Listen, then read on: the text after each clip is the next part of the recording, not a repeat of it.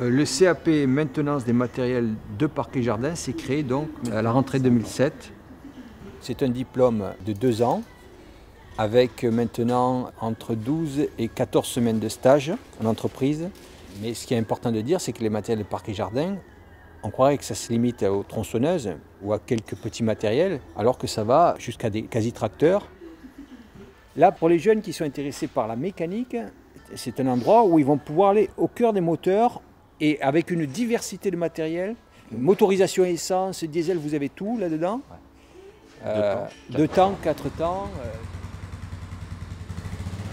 Cette formation, je la conseille vraiment parce que on peut étudier sur différentes pièces, comme là par exemple vous avez des tronçonneuses, des motoculteurs. Il peut y avoir des quads, des tondeuses, des nettoyeurs haute pression, des tronçonneuses électriques, on peut avoir sur tout. Alors que par exemple au début moi je voulais surtout faire la mécanique moto. Et après quand je suis venu aux portes ouvertes du lycée, j'ai vu que là on grattait sur vraiment beaucoup plus de choses. Alors que si je serais allé en moto, on n'aurait fait que de la moto et du scooter. Donc là cette formation elle permet de travailler sur tout type de machine, du coup c'est pour ça que j'ai choisi ça. Les bases, toujours des bases. Je fais tout ce qui est partie moteur d'abord, donc je m'occupe de la motorisation.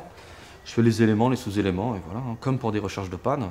Donc là on va faire le moteur, donc là il est quasiment fini, on attend le nettoyage carbu.